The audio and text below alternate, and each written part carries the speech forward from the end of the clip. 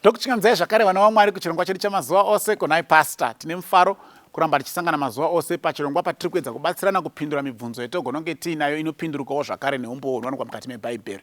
Saka kune vatanga kutibata nhasi nemiwo makasununguka kutumira mibvunzo yenyu, any question which is biblical, tumirai panhamba dzinoti 0772918335 or maybe kana paFacebook. Ipapa kana muri kuona paFacebook munongoisa pamacomment section.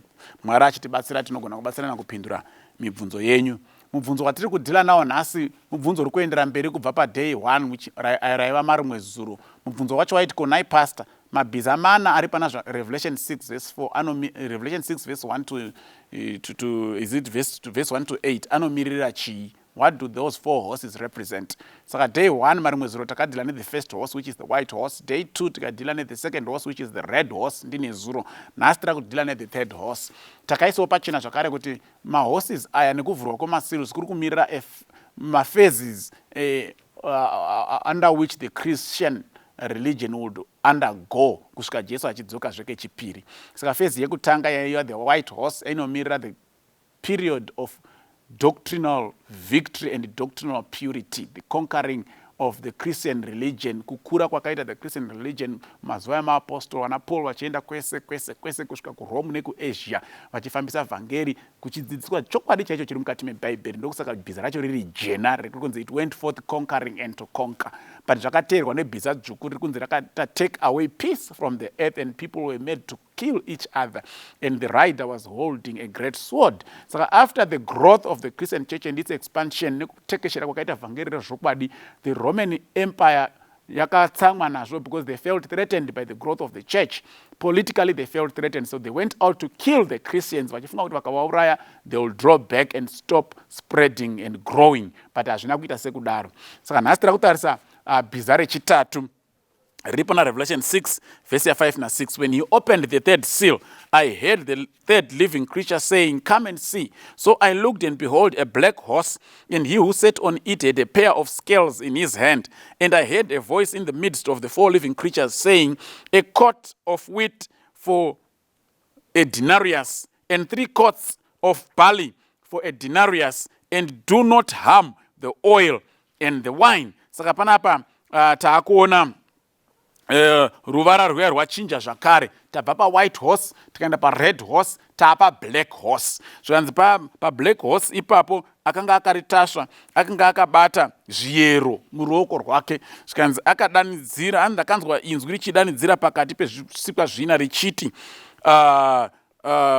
chiyero chimwe chewiti chinotengwa nedenarius, zviyero 3 zvebhari zvinotengwawo zvakare nedenarius, asi musabata mafuta newaini.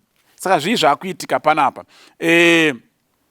Chekutanga chatiri kuona, tiri kuona kuti chikafu chiri kuita sekunge chaakulimitwa, kunge chaakukontrolewa mutengo wacho under the period of the black horse. Food, wheat and barley, those were staple foods nguva iyi, ndo paitoraramira vanhu, but panenge paane some control which is being imposed on the food neprice and we all know kuti kangoona pakuita price controls over food zvazvinoreva nezvekuti the food is now scarce, chikafu chaakutonetsa. Saka hurumende dzinosimuka dzodictate prices to try and make sure that at least everyone gets something. Saka picture yatiri kuona apa ndeyekuti during this period food must have been in short supply, zvakadaro zvokuti chikafu chakakontrolewa maprices acho. But tese tinozviziva kuti kana taakutaura nyaya yefood mukati meBible, especially wheat ichigadzira chingwa, we are talking of spiritual food. This is doctrine, this is access to the word of God. Saka zviri kureva kuti munguva yebhiza dema, the black horse, the dark horse, the black horse, kunenge kune some suppression of biblical truth by the powers that be. Nezuro takadzidza the Roman Empire under vana Nero ichisuppressa ma-Christians by killing them. Saka pavakaona kuti killing Christianity was not stopping its growth, they changed methodology.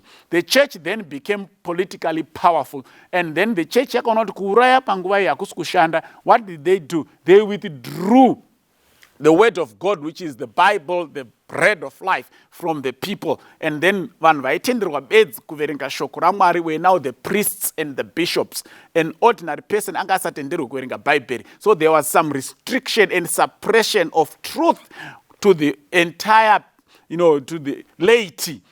The Bible was now limited. Vanhu vanga vasatenderwi kuva ne-access to what is supposed to let them live. Munhu angararami nechingwa chete asi neshoko rimwe nerimwe rinobva mumuromo maMwari. Saka shoko iro ndo rakawithdrawiwa, and there were some restrictions which were imposed on the word of God. Hakuna munhu anga achatenderwa. But we are happy to hear that the instruction was, do not harm the oil and the wine. And we all know that in the Bible the oil is the a symbol of the Holy Spirit, the wine is a symbol of teachings, of doctrine. Saka pari ku restrictwa Bible kubva muvanhu, the entire world yamurima, there is no spiritual darkness. Ndokusaka this horse really black, because mukabvisa chiedza chiri bhaibheri kubva muvanhu matendera rima kuti ritekeshere.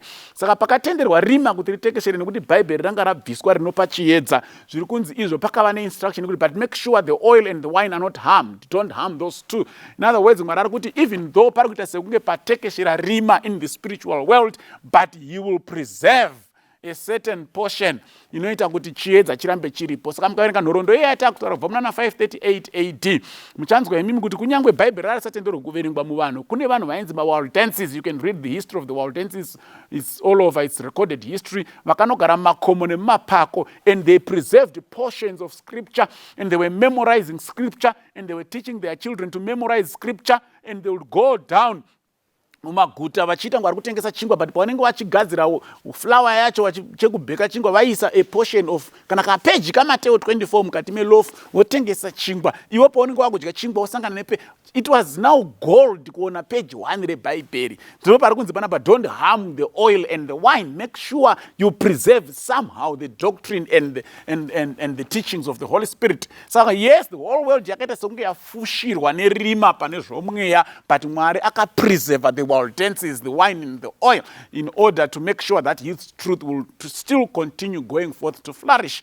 Saka tichazoona patenda pabhiza rechina kuti chii chakazoitika mushure maizvo. Otherwise Mwari atikomborere, Mwari atibatsire. Amen.